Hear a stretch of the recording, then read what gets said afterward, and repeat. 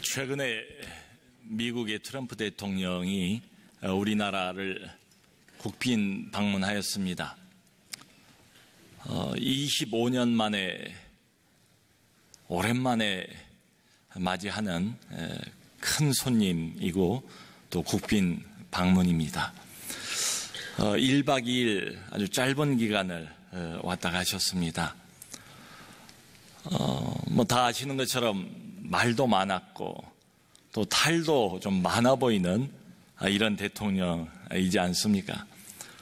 근데 짧은 체류 기간이었지만 한국에 오셔서 비교적 좋은 인상을 남기신 것 아닌가 생각이 됩니다.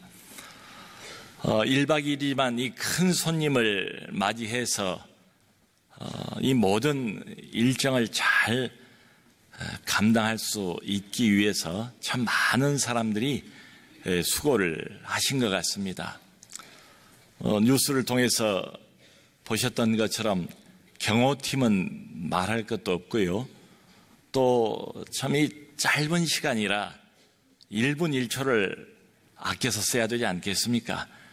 이 모든 걸 담당하는 의전팀도 수고를 많이 했을 것 같고 또 어쨌든 와서 양 정상이 만나서 어떤 가시적인 성과물을 내야 되는데 그래서 행정팀도 참으로 수고를 많이 했을 것이라고 생각합니다.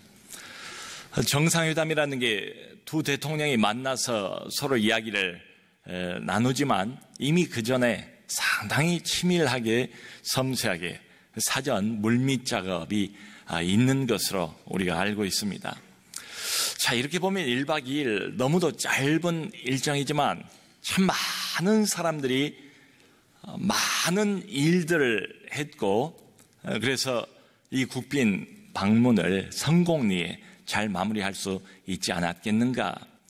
그러니까 이렇게 보면 대통령 혼자 일하는 게 결코 아니다. 이 말씀을 드리는 이유는 우리 하나님께서도 마찬가지입니다. 하나님은 혼자 일하시는 법이 없어요. 늘 사람을 통해서 일하세요. 이 사도행전을 우리가 보면 이건 너무 분명하지 않습니까? 사도행전 처음부터 여기까지 18장까지 계속해서 하나님이 사용하시는 사람들이 나오잖아요. 베드로, 바울, 실라, 디모데, 빌립, 스데반 등등 여러 사람들이 등장을 해서 하나님의 나라를 확장해 나가는 그 기록들을 우리가 보고 있습니다. 근데 오늘 본문에는 새로운 인물 한 사람이 더 등장을 합니다. 그 이름이 아볼로예요. 이 사람은 알렉산드리아 출신으로 나와 있습니다. 당시 알렉산드리아는 히브리 문화와 그리고 헬라 문화가 완전히 융합이 되어 있는 문화의 최첨단 도시, 그리고 아주 깊은 학문을 간직하고 있는 그런 학문의 도시로 알려져 있습니다. 거기 출신이래요. 근데 이 아볼로에 대해서 오늘 본문 초두에 두 가지를 소개를 합니다. 아볼로가 어떤 사람인가 여기 나와 있어요. 첫째로는 언변이 좋은 사람, 두 번째로는 성경에 능통한 사람. 자, 여러분, 언변이 좋다는 말이 무슨 뜻이겠습니까? 말재주가 있다는 이야기죠. 구변이 좋다, 말을 잘한다, 달변이다.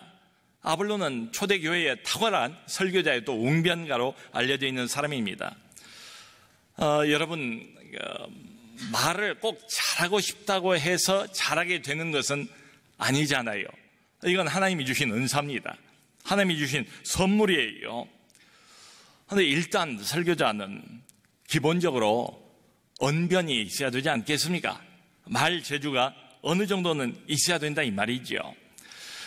그 지난 20세기의 위대한 영국의 설교자로 일컬어지는 마틴 로이드 존슨은 이런 말을 했습니다.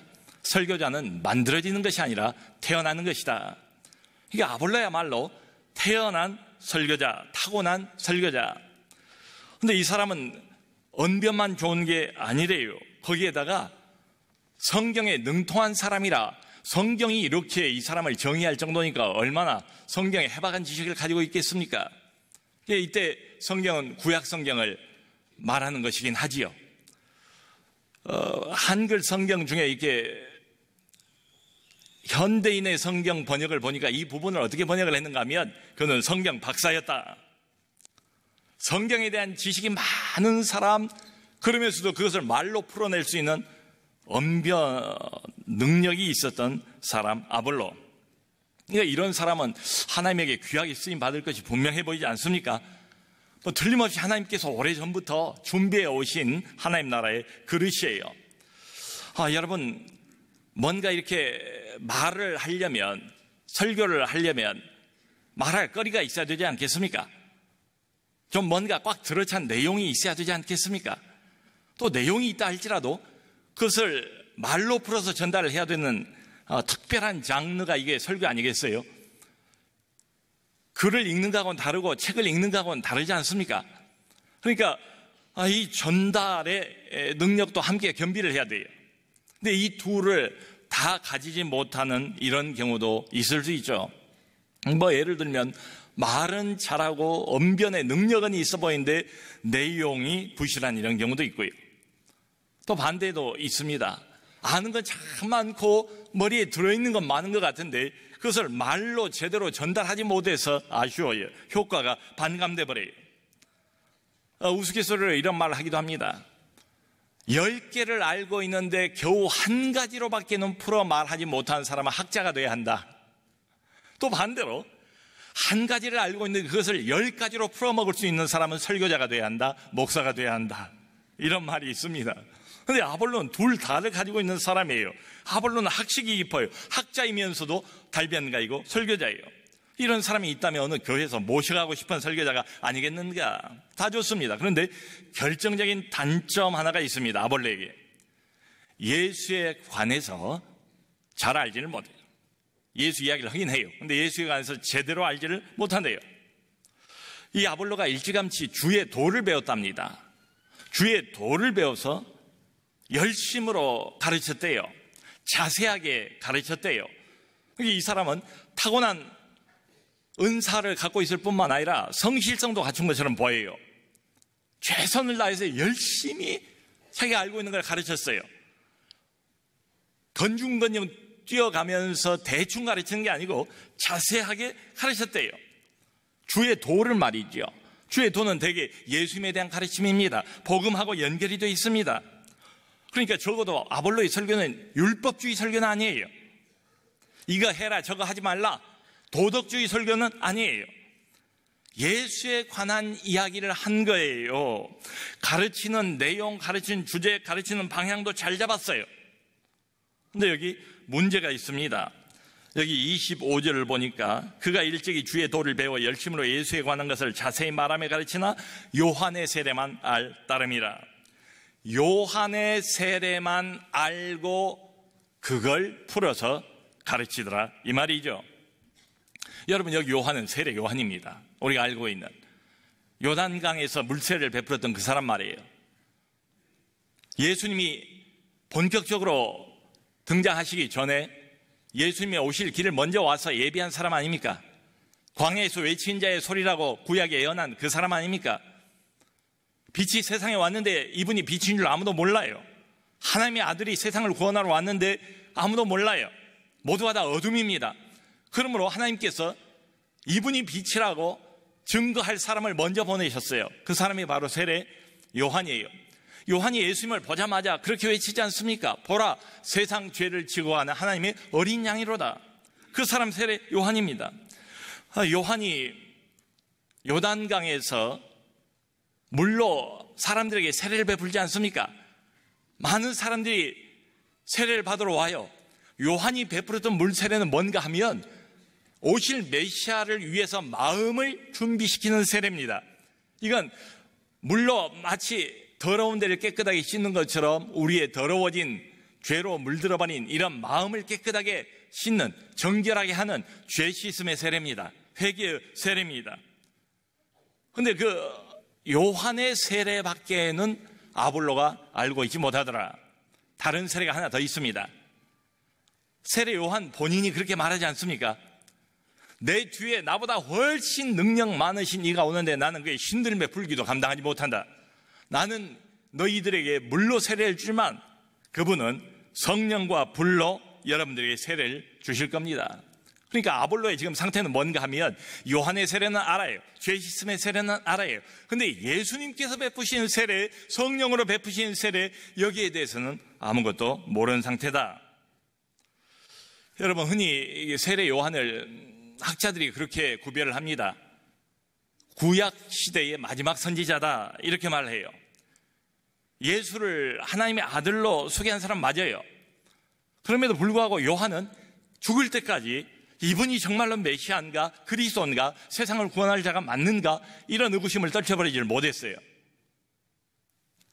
요한이 생각할 때 오실 메시아는 지금 예수님이 하고 있는 이런 일만 해서는 안 돼요. 결국 헤롯 왕에 의해서 감옥에 갇히지 않습니까? 세례 요한이 감옥에서 소문을 듣습니다. 예수님 하신 일들을 듣습니다. 연약한 병자를 고칩니다. 창기들을 만납니다. 죄인의 대명사인 세리들을 마음에 품습니다. 이런 일들을 하고 계시대요. 그런데 오실 메시아는 이러고 있으면 안 된단 말이죠. 여러분, 세례 요한이 아주 무섭게 자기에게 나오는 사람들을 몰아붙이는 장면들이 나와 있지 않습니까? 이미 도끼가 나무 뿌리에 놓였으니 이 독사의 자식들아, 누가 너희에게 일러서 임박한 진노를 피하라 하더냐. 자신의 뒤에 곧 이어서 등장할 메시아는 오면 심판의 메시아입니다. 세상의 이 모든 어둠과 악의 뿌리를 근절시키는 메시아입니다. 하나님의 심판의 칼날을, 권위 있는 그 칼날을, 능력의 칼날을 휘두르면서 하나님께 등 돌리고 한껏 교만해져 있는 모든 악당들을 한꺼번에 처리하고 하나님의 영광을 다시 회복하는 그 메시아를 기대하고 있었어요. 말하자면 십자가의 방법으로 하나님께서 세상을 구원할 것을 세례 요한은 몰랐어요. 하나님의 아들이 땅에 오셨지만 그 하나님의 아들 되시는 그분이 스스로 죽으심으로 우리의 모든 죄와 허물을 감당하시고 도말하실 것을 전혀 몰랐습니다. 맨 먼저 하나님의 어린 양이라고 증거했던 사람이 세례 요한이지만 끝까지 예수 그리스도를 자신의 개인적인 구원자로 영접하지는 못해요. 이게 요한의 한계입니다. 그리고 결국은 헤롯의 칼날에 감옥 안에서 순교당하지 않습니까? 그러니까 요한은 그 이후에 구원 역사의 사건이 어떻게 전개되어 있는가를 전혀 몰라요. 예수님의 죽으심의 의미가 뭔가를 모릅니다. 사흘 후에 무덤을 깨뜨리고 승리하신 부활에 대해도 몰라요. 승천도 몰라요. 승천 이후에 오순절날 성령께서 강림하셨다는 것도 전혀 몰라요. 말하자면 예수 그리스도를 중심으로 해서 이미 새 시대가 열렸습니다. 은혜의 시대입니다. 복음의 시대입니다. 이 새로운 시대가 본격적으로 열렸고 지금 현재 진행 중이라는 것에 대해서 세례 요한은 몰랐습니다. 아볼로도 몰라요. 그러니까 누가복음 7장 28절을 보면 이런 말을 합니다. 세례 요한에 대해서 여자가 낳은 자 중에 요한보다 큰 자가 없지만 그러나 하나님의 나라에서는 극히 작은 자라도 그보다 크니라. 이게 세례 요한의 위치예요. 상태예요. 안타까움이에요. 아쉬움이에요. 그 세례 요한의 세례 요한의 가르침 수준 정도에 머물러 있는 아볼로라는 이야기입니다. 여러분, 사람이 그렇지 않습니까?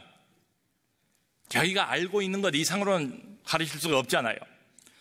어떤 지도자가 영적인 영역에서 회중을 인도해 간다고 생각을 해봅시다. 어떤 지도자도 어떤 설교자도 자신이 이미 도달해 있는 그 수준 이상으로 회중들을 끌어올릴 수는 없지 않겠습니까? 근데 하나님은 늘 사람을 통해서 일하시거든요.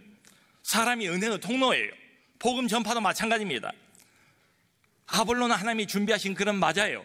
어려서부터 아볼로를 준비해 오셨어요. 귀한 그릇이죠. 훌륭한 도구입니다. 하나님이 세우셨습니다. 그런데 아직 부족해요. 더 다듬어질 필요가 있어요. 발전할 필요가 있어요.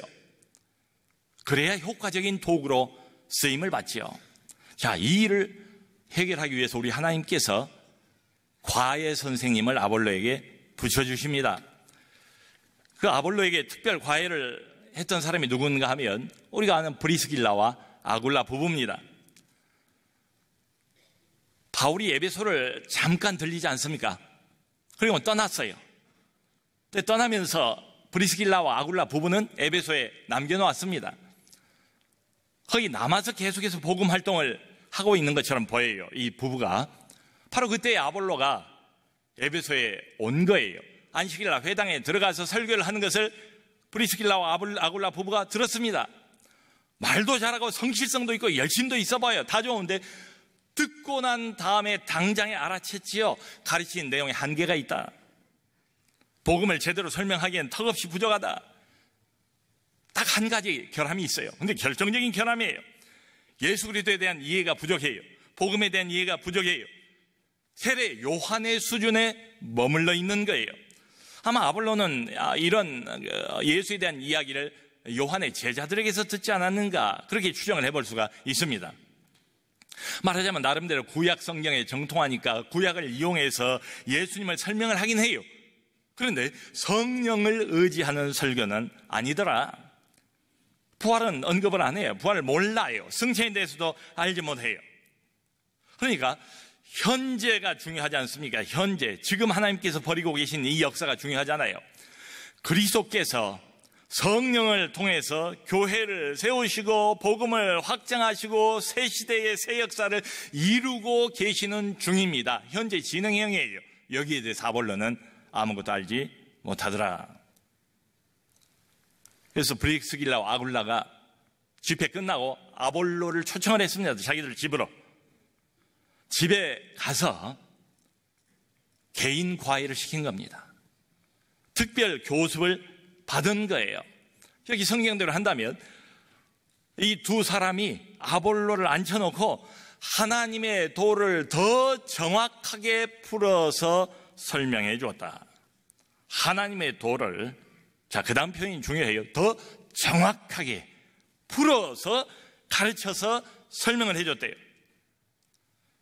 여러분, 아볼로는 성경에 능통한 사람이라고 나와 있잖아요.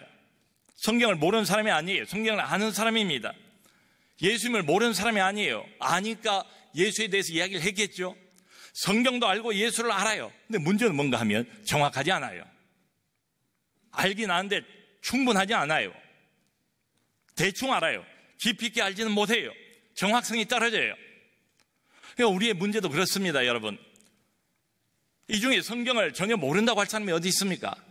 예수에 대해서 뭔가 알고 믿으니까 이 자리에 우리가 나오는 것 아니겠어요? 근데 진정한 질문은 뭔가 하면 성경을 아느냐 모르느냐의 문제가 아니고 예수를 아느냐 모르느냐의 문제가 아니고요. 정말 질문은 얼마나 정확하게 알고 있는가? 알아야 할 만큼 충분하게 나는 알고 있는가? 이 질문이죠. 여러분 아시는 것처럼 브리스길라와 아굴라 이 두 부부는 평신도 사역자들입니다.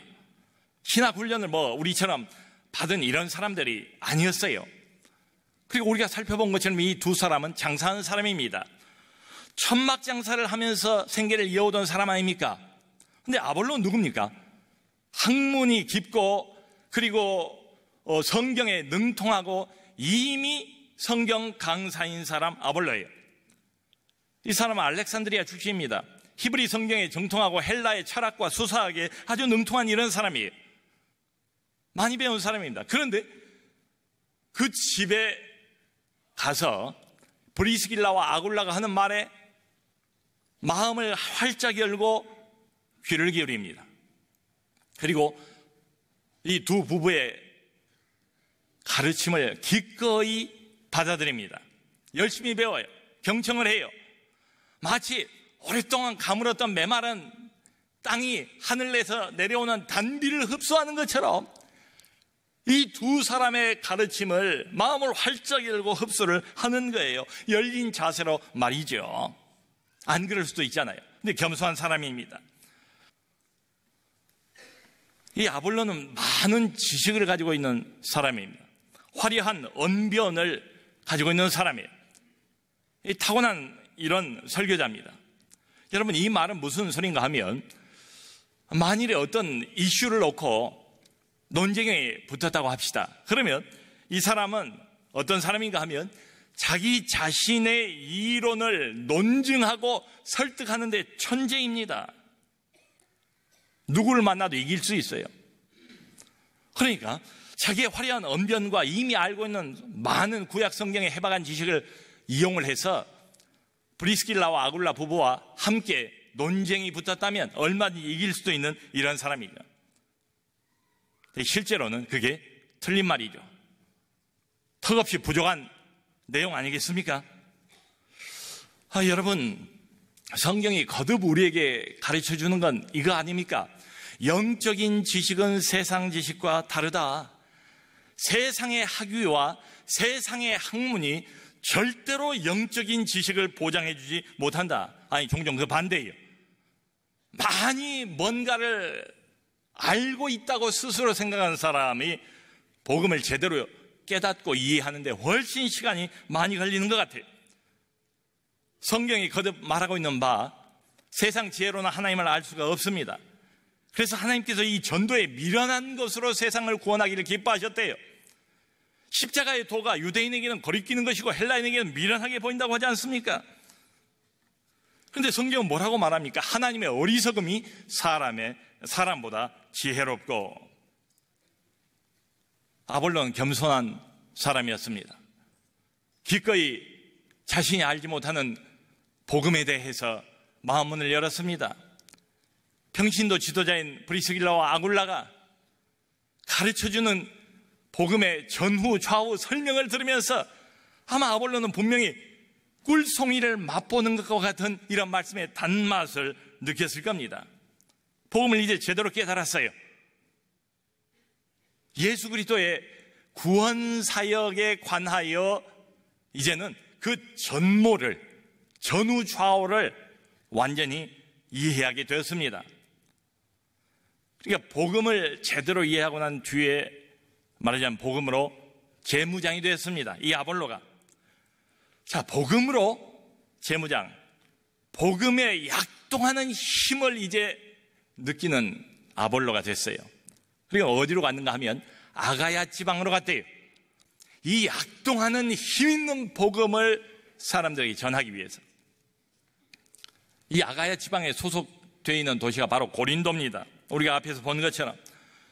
그럼 어떤 결과가 있었는가 하면 여기 27절 이렇게 말해요. 그가 감에 은혜로 말미암아 믿는 자들에게 많은 유익을 주니. 아볼로를 하나님께서 이제 마음껏 활용을 하시고 훨씬 효과적인 도구로 활용을 하셨는데요, 은혜가 많았대요. 그 말씀에 은혜가 임했대요. 성령의 기름 부으심이 임했대요. 듣는 사람들에게 많은 유익을 줬대요. 교회가 크게 부흥을 했답니다. 여러분, 실제로 고린도 교회 가서 아볼로가 활동을 하지 않습니까? 머지않아 고린도 교회 안에 아볼로파가 생겼어요. 이건 지도자들이 의도한 건 아닙니다. 근데 교인들이 그렇게 편을 가리지 않습니까? 나는 바울파, 나는 베드로파, 나는 아볼로파. 고린도전 3장 6절을 보면 바울이 이런 말을 해요. 나는 심었고 아볼로는 물을 주었으나. 여러분들이요, 나는 말씀을 심은 것밖에 없습니다. 그 심은 것이 자랄 수 있도록 도운 사람이 누군가, 물을 준 사람이 누군가, 바로 아볼로입니다. 아볼로를 자신의 동역자로 높이 평가하고 있는 바울의 모습을 봅니다.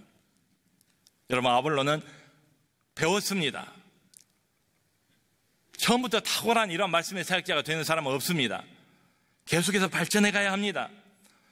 겸손한 자세로 하나님의 말씀을 기꺼이 배웠더니 아볼로는 더욱 효과적인 도구가 되었다. 이 아볼로를 위해서 하나님께서는 브리스길라와 아굴라 부부를 준비시켜 놓았죠. 사실 이 브리스길라와 아굴라 부부는 바울에게 배우지 않습니까? 고린도에 있을 때. 질문은 이겁니다. 자, 그렇다면 우리 모두도 다 이 하나님 나라의 귀한 도구로 하나님께서 사용하시길 원하시는데요, 나는 됐어, 이 정도면 알 만큼 알아, 더 이상 배울 게 없어, 이렇게 말할 사람은 없지 않습니까? 우리 가운데. 그렇다면 이 질문을 던져봐야지요. 과연 하나님께서 나를 위해서는 누구를 준비해 놓으셨을까? 사랑하는 성도 여러분, 효과적인 하나님의 도구가 되기를 원하십니까? 그러면 성경을 배워야 합니다. 성경을 배우기 위해서 전제는 뭐라고요? 겸손히 자신을 낮추어야죠. 마음을 열어야지요. 우리 남서울 은혜 교회 안에 진행되고 있는 많은 성경 공부, 그걸 이용해 주시기를 바랍니다. 우리가 매주마다 목장에서 소그룹으로 모이지 않습니까? 개인적으로 보았던 그 성경 큐티 말씀을 거기서 나누지 않습니까? 그 말씀 나눔을 통하여 또 성경에 대해서 배울 수 있었으면 좋겠습니다. 보다가 모르는 부분이 있으면 서로 이야기도 해야지요. 그래도 모르겠으면 서슴지 말고 우리 목사님들에게 물어봐 주시기를 바랍니다. 모쪼록 이 하나님의 소중한 말씀인 이 성경, 우리 인생의 지침이라고 말하고 있는 이 성경, 우리의 영혼의 양식이라고 말하고 있는 이 성경 알기는 알아요. 예수님도 알기는 알아요. 모르는 바는 아니에요. 그럼에도 불구하고 내가 과연 정확히 아는가, 깊이 있게 아는가, 필요한 만큼, 필요 충분한 만큼 아는가, 이건 전혀 다른 문제일 수 있다. 모쪼록 성경을 더 알기를 사모하시고 성경 이해에서 발전해 가신 여러분들 되시길 바랍니다. 사볼로처럼 성경에 능통한 사람이 되어서 하나님에게도 효과적인 도구로 쓰임받는 우리 모두가 될 수 있기를 주님의 이름으로 축원합니다.